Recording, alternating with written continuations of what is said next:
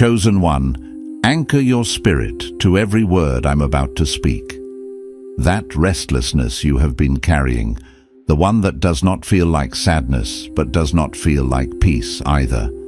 I need you to sit with it for just a moment longer, because I am about to tell you exactly what it means. The enemy has been working overtime this week for one reason, and one reason only. He knows what God scheduled to begin tonight. It all shifts tonight. The confusion, the stagnation, the sense that you have been living someone else's life in someone else's season, it ends here. But understand this clearly, because this is the part that changes everything. It is not ending because time finally ran out. It is ending because of what you have done in the dark, when no one was watching, when you had every reason to fall apart, and you did not. Think back to that moment this week, when everything in you wanted to respond, to fight back, to defend yourself, to chase what was leaving, and you did not. You went quiet instead. You sat in that discomfort, and you let it pass without forcing your hand. You thought that was weakness. You thought that was you losing ground. That was not weakness. That was the moment heaven moved on your behalf. You did not find this message by accident.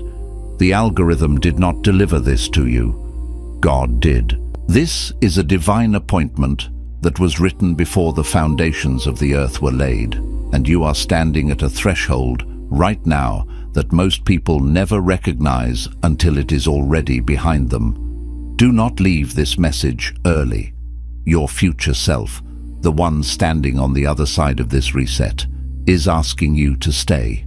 Because if you walk away now, you walk away before the verdict is read.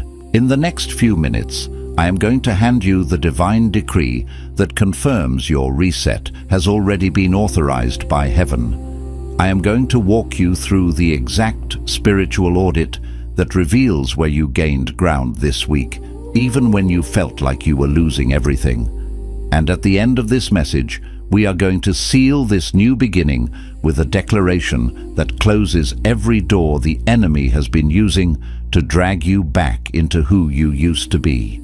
Do not scroll past this. The version of you that has been on its knees asking God for a sign, this is the sign. I know what the last 72 hours have felt like.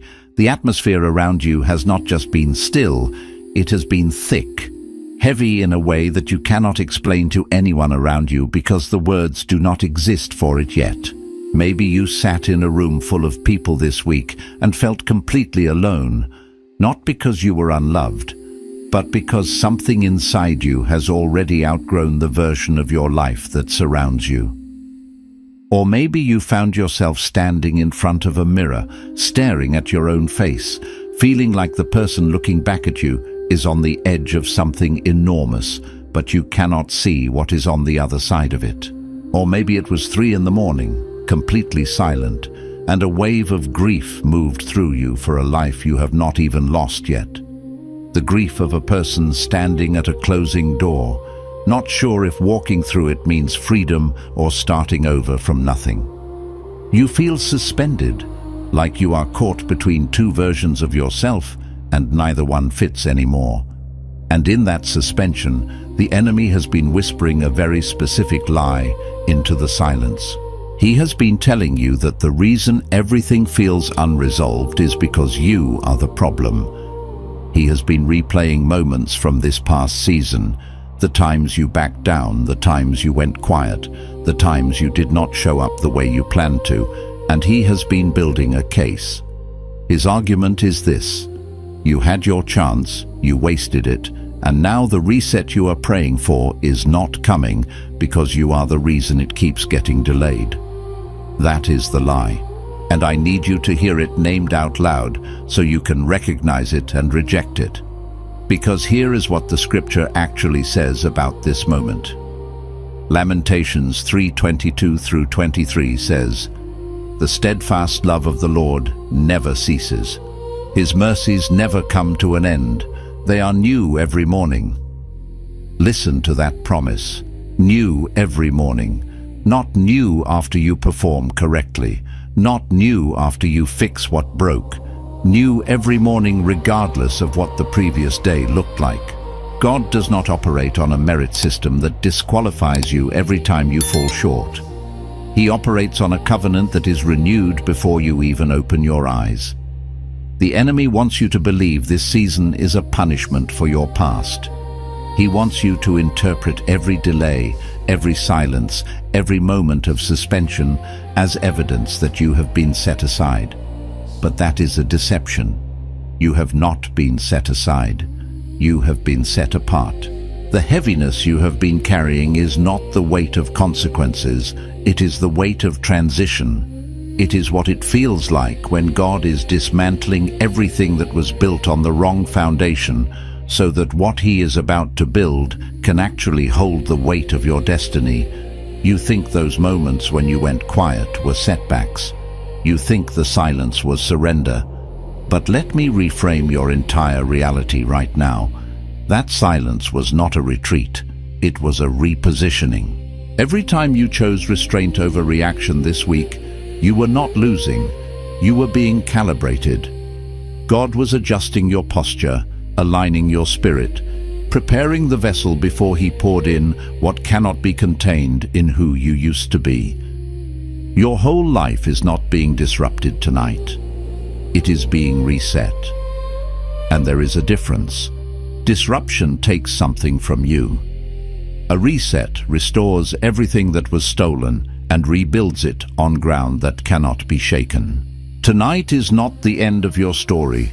Tonight is the moment the real one begins. Some messages don't just inform, they activate. If something stirred deep in your spirit just now, you may be ready to receive the Chosen One's blueprint. This sacred guide reveals the 8 divine patterns behind your calling, your suffering, and your destiny. It also comes with the full audiobook, so you can absorb it during prayer, rest, or quiet moments with God. And for those called to speak His truth, you'll also receive Activating Your Prophet Mantle, a powerful bonus ebook for those carrying a prophetic assignment. The link is in the first pinned comment, but only for a limited time. Now let me show you what this reset actually looks like from the inside, because most people expect breakthrough to feel like a door flying open, a grand theatrical unveiling. They expect fireworks, a blazing sky lit up with divine affirmation, an undeniable fanfare announcing their arrival into a new season. They expect the moment to announce itself with a trumpet blast and a dramatic parting of the clouds, leaving no room for doubt or questioning. But that is not how God moves in the life of someone He is genuinely repositioning, not when He is crafting something enduring and deeply rooted. He moves in the ordinary, in the gentle unfolding of grace, in the quiet whispers of the Spirit that often go unnoticed by those seeking grand spectacles. He moves in the moments that look, from the outside, like absolutely nothing is happening, like the silent, unseen work of a seed breaking open in the dark earth, full of potential but devoid of visible drama.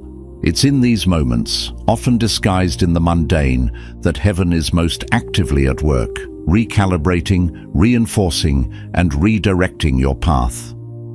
Think about the story of Elijah, a titan of faith, a prophet whose very name meant, "My God is Yahweh," or, after one of the greatest demonstrations of divine power in all of Scripture, after calling down fire from heaven that consumed not only the sacrifice, but the stones and water, after dismantling the prophets of Baal in a victory that echoed through the ages, Elijah, this mighty man of God, collapsed under a broom tree and told God he was finished. He was utterly exhausted, not just physically, but spiritually and emotionally. He was afraid, fleeing from the threats of Jezebel, his spirit heavy with a weariness that even the fresh scent of miraculous fire could not dispel. He had just witnessed the truly miraculous, a tangible display of God's unmatched sovereignty, and yet he still could not outrun his own profound depletion, his soul crying out for refuge in the wilderness. And what did God do in response to his prophet's raw, human cry of despair? He did not send another fire to reinvigorate his spirit with more awe. He did not send a thundering voice from the heavens to scold him for his fear or remind him of his recent triumph.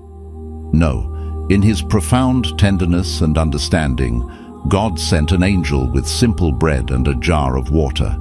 He let Elijah sleep, allowing his weary body and spirit the profound healing of deep rest. He said, "Arise and eat, because the journey is too great for you." The divine reset for Elijah did not look like another victory parade or a new assignment delivered with pomp and circumstance. It looked like rest, quiet nourishment, and the grace of receiving what he did not have the strength to go get on his own.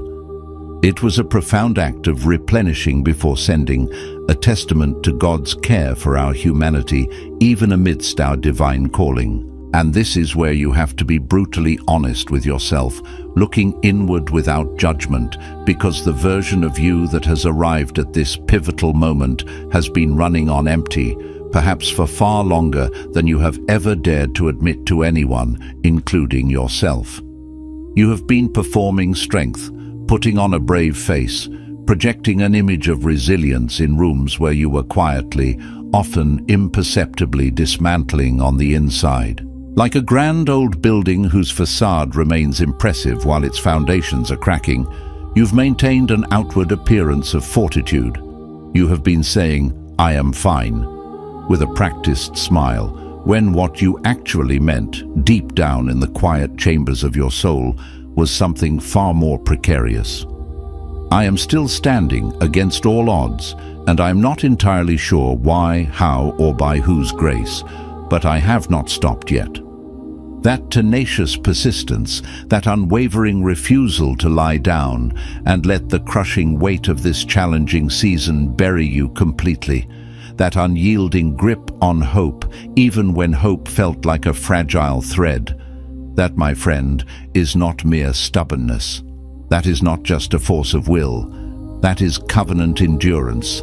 That is the very fiber of spiritual grit, a divinely imparted resilience forged in the fires of faithfulness. And God, the Alpha and the Omega, sees every single stride of it, every tear shed in secret, every quiet prayer whispered in the dark, every heroic act of simply putting one foot in front of the other.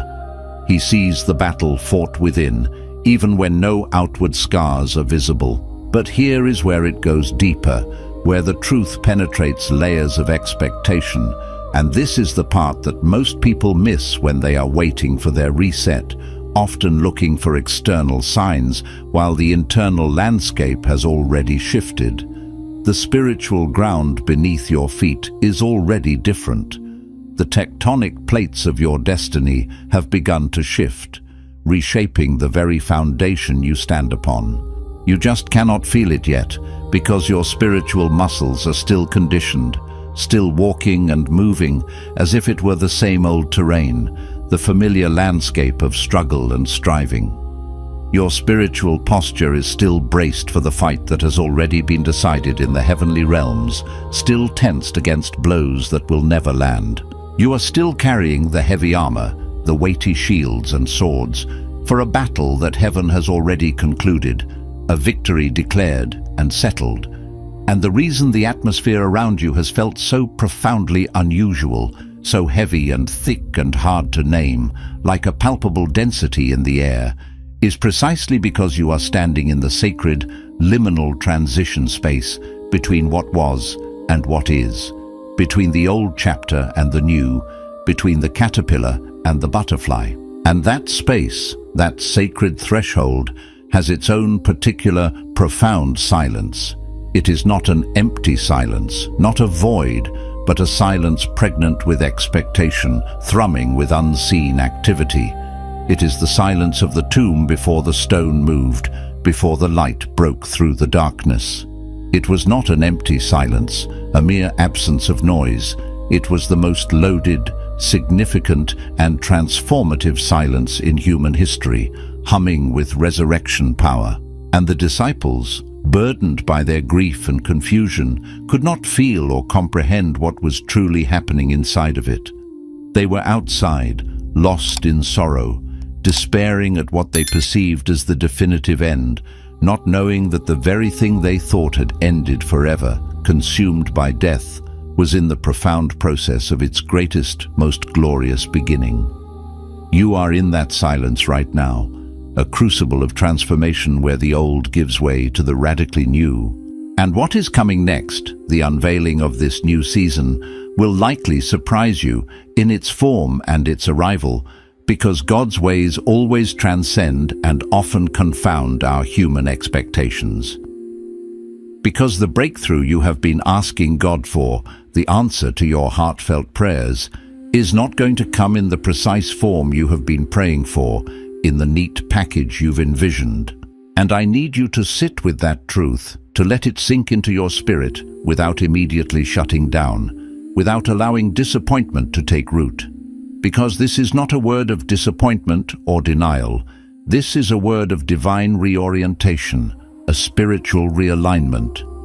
When Jabez, a man whose very name meant sorrow, prayed, he did not ask God to merely fix his agonizing circumstances, to simply alleviate his pain or mend what was broken. No, his prayer was audacious, rooted in a deeper understanding of God's character. He asked God to enlarge his territory, to expand his influence, his capacity, and his sphere of blessing beyond the restrictive borders that had been assigned to him by someone else's bitter declaration over his life at birth. He asked for more, not just relief from less. And the scripture unequivocally says God granted him what he requested. Not eventually, after a lengthy period of contemplation, not after further review or a committee meeting in heaven. God granted it, a swift and powerful fulfillment of a faith-filled, expansive prayer. You have been praying for relief, for the burden to be lifted, for the struggle to cease, when God, in his infinite wisdom and foresight, has been meticulously preparing to give you expansion. You have been asking him to remove the pressure, to take away the heat from the crucible, when the pressure, the very intensity of the season you're in, is the precise process he is using to compress what is ordinary, common, and superficial in you, and bring to the surface what is rare, precious, and eternally valuable. Think of the earth's raw materials. Coal does not become a diamond by being released from pressure, by being allowed to relax into its original mundane form. It becomes a diamond, transformed into unparalleled beauty and strength, precisely because the pressure holds, because the immense force is sustained over time, forging something infinitely more valuable. And you, my friend, you have held.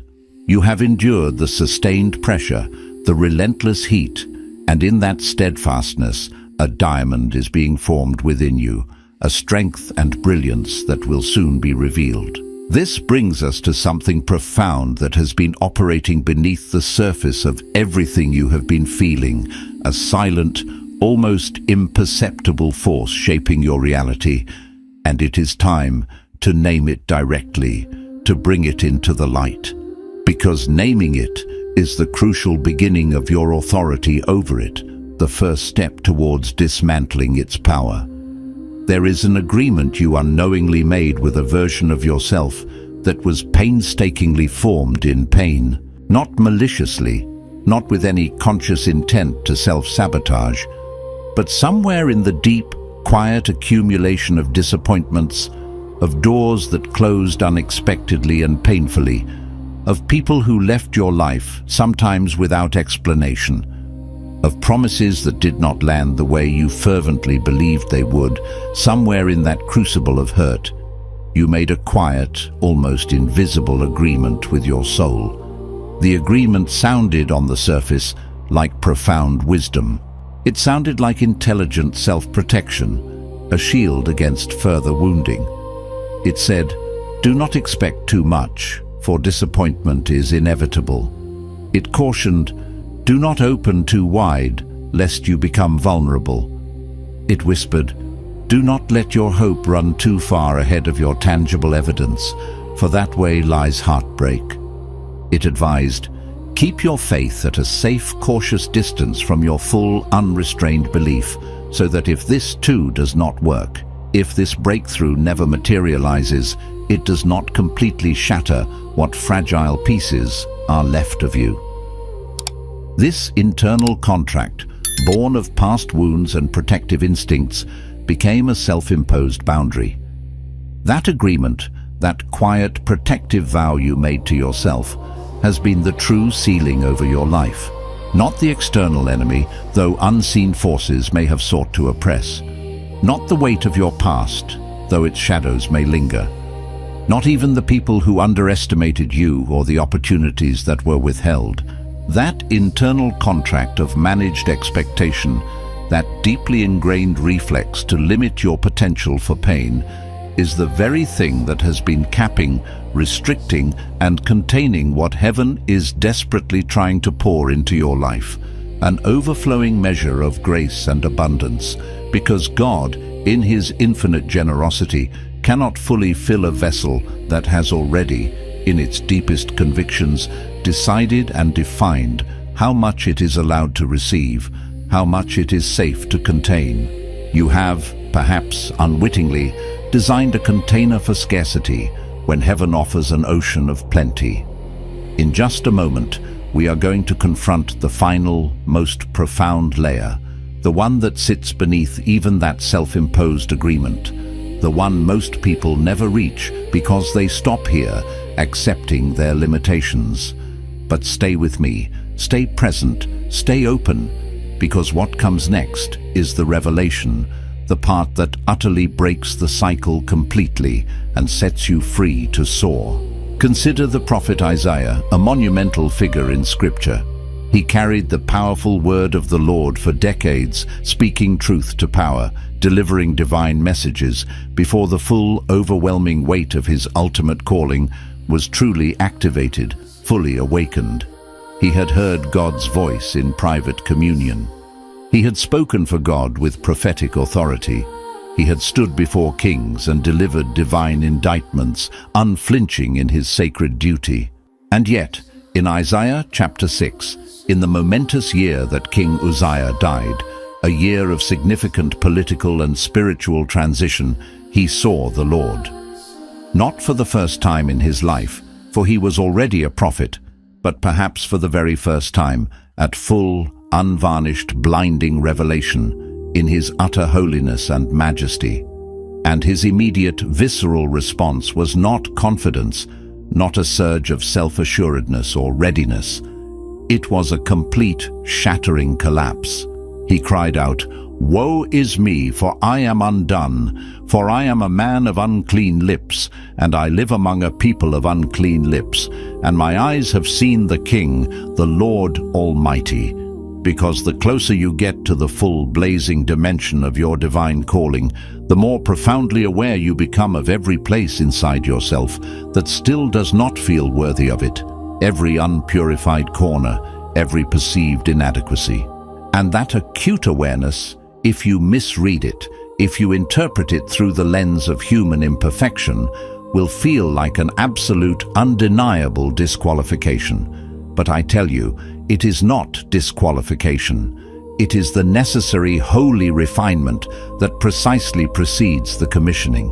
It is the coal in the fire, heating and purging before the lips are touched and cleansed for divine speech. It is the breaking that happens, the shattering of the old self, right before the sending, right before the unleashing of your true purpose.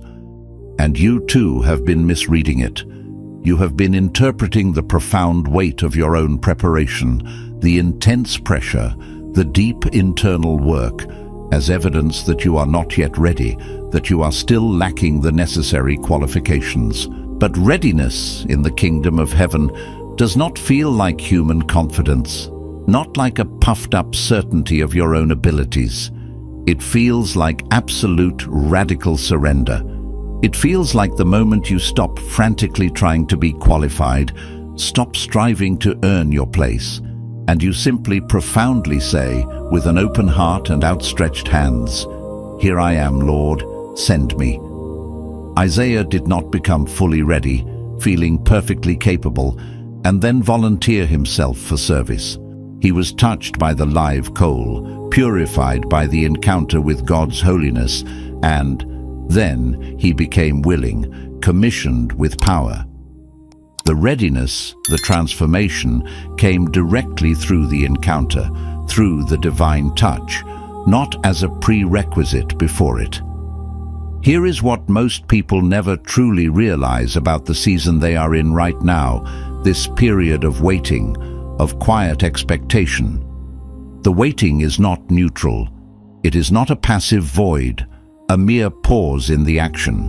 The waiting is, in fact, an active, dynamic spiritual environment, a fertile ground for profound internal growth. And what you do, what you learn, how you respond inside this waiting period fundamentally determines the shape, the strength, and the sustainability of what you step into when this season of preparation is finally over. Think of Abraham, the father of faith, who waited 25 long years for the promise of a son, for the fulfillment of God's covenant. But that waiting was far from empty. In the crucible of those 2.5 decades, he learned profound lessons. He learned to hear God's voice in increasingly impossible circumstances, when every natural indicator screamed doubt. He learned to move, to obey, to leave his homeland, when every logical impulse said, stay. He learned, perhaps most crucially, that the covenant and its ultimate fulfillment were not dependent on his own human ability to produce it, to make it happen, but solely on God's unwavering faithfulness. And when the promise finally arrived, when Isaac was born, Abraham was not the same man who had first received the initial word. He was someone who had been deeply formed, refined, and matured by the waiting into the kind of faith, the kind of character that could actually steward the fulfillment, the monumental blessing, without destroying it through immaturity or pride. You are not merely waiting for your breakthrough to arrive. You are actively being formed, shaped, and prepared into the person who can truly carry that breakthrough without losing themselves inside it, without being overwhelmed or undone by its weight and demands. Because breakthrough without formation, without the preceding crucible of character development, is just a new set of problems, often more complex and challenging, operating at a higher, more public level. It is akin to putting a powerful engine in a fragile car. The vehicle will simply shatter under the increased force. And this leads us to the real turning point, the pivotal place where everything you have just received, every insight and revelation, either becomes true, transformative spiritual experience, or merely remains information. Intellectual knowledge you carry without it ever fundamentally changing you, without it ever truly altering the trajectory of your life. Because there is a habit, a subtle, ingrained pattern of behavior, not a sin, not a deep wound, not an overt enemy assignment, just a habit that has been quietly, consistently, and without much drama, feeding your delay. And it is this: you have been processing your calling, your divine assignments, your deepest convictions, in private, in the sanctity of your prayer closet, in the intimate space between you and God, while simultaneously minimizing it in public. You have been agreeing with God wholeheartedly in the sacred quiet of your prayer space, feeling the resonance of His truth, and then, in the presence of the very people and platforms He is trying to send you to, you subtly shrink back. Not out of overt fear, not exactly, but out of something far more insidious, more deeply ingrained. Out of a deeply trained reflex that whispers, "Let me wait until I have more concrete, undeniable evidence, more tangible proof, before I move like I truly believe this, before I fully step into this truth." But faith, true, biblical faith, was never designed to wait for evidence. Faith, in its very essence, is the evidence. The book of Hebrews 11, the great chapter of faith, calls it the substance of things hoped for and the evidence of things not seen. Substance, evidence. These are not feelings or ethereal wishes. They are concrete realities. That means your faith is not a fleeting feeling you are waiting to feel, a surge of emotion you hope will arrive to propel you forward. It is a profound, unshakable reality you are consciously choosing to walk in, to live by, before the visible, tangible world catches up to the invisible, spiritual truth.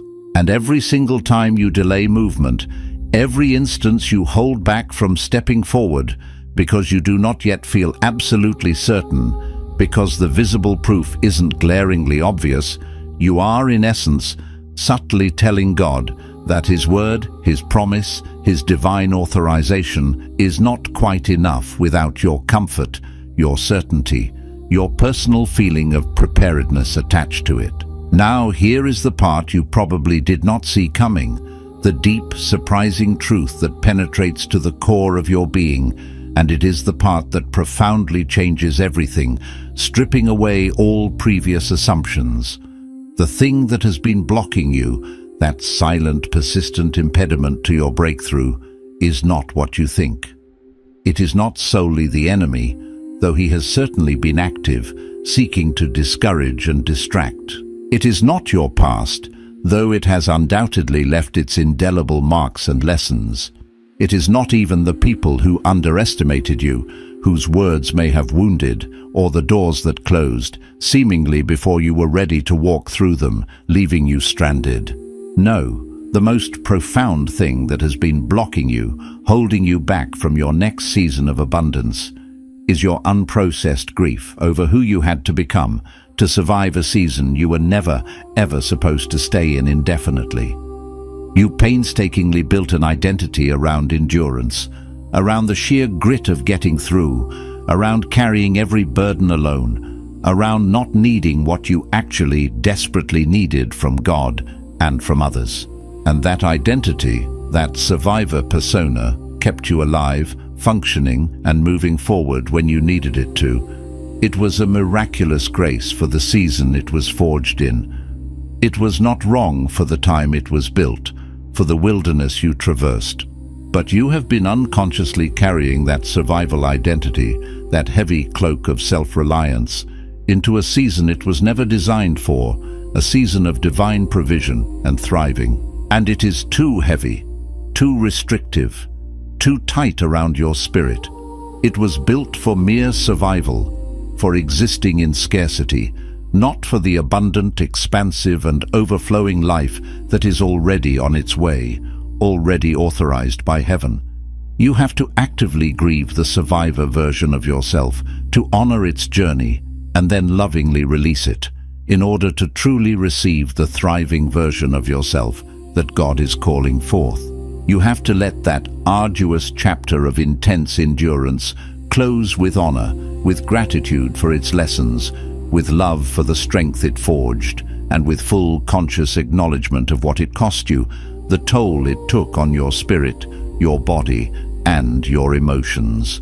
And then, with intentionality and grace, you have to set it down. Not because that survivor identity was bad or flawed, but because God is not calling you to merely survive anymore.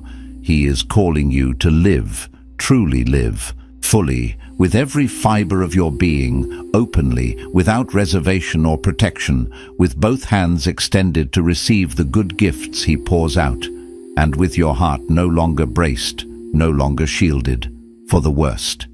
He is calling you into the joy, the peace, and the abundant life that Jesus promised. And once that profound internal shift occurs, once that sacred permission is granted to yourself, once you intentionally lay down the old identity and embrace the new, everything else around you begins to unlock.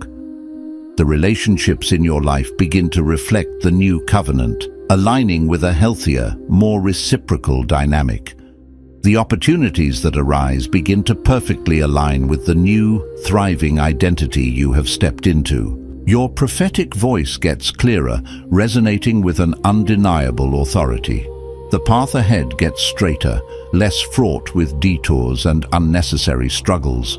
Not because your external circumstances miraculously became perfect overnight, not because every challenge vanished, but because the person walking through them, the authentic, unburdened you, finally stopped apologizing for taking up the sacred, divinely appointed space in their own magnificent destiny.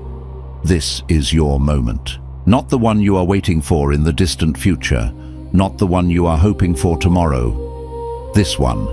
Right now, in the middle of hearing this message, something profound is shifting, recalibrating, and rearranging in the very atmosphere around you, and the only question left is whether you are going to wholeheartedly receive it, to open your spirit to it, or whether you are going to wait until you feel more prepared, more certain, more comfortable to truly believe it and step into it. Place your hand on your heart right now and declare this with me. I release the agreement I made with my own limitation. I release the grief I have been carrying over who I had to become to survive. I release every label placed on me by people who could not see what heaven sees. I am not delayed. I am not disqualified. I am not behind. I am exactly where God positioned me to be for this exact moment of breakthrough. I step out of survival and into the fullness of what I was created to carry. I receive the expansion. I receive the commissioning. I receive the reset that heaven has already authorized over my life. I am chosen. I am prepared. I am ready. And I walk forward from this moment as someone who knows that their best chapter is not the one they survived. It is the one they are about to live. If this message reached the place in you that needed it most, do not keep it to yourself. Share it with someone who has been carrying that same unnamed heaviness, someone who is standing at their own threshold tonight and needs to know what they are actually standing in. Leave a word in the comments about what shifted in your spirit. The community here is not accidental. God placed you in it because iron sharpens iron, and your testimony of this moment may be the exact confirmation someone else is waiting on to take their first step forward. You belong here, and your voice in this space matters.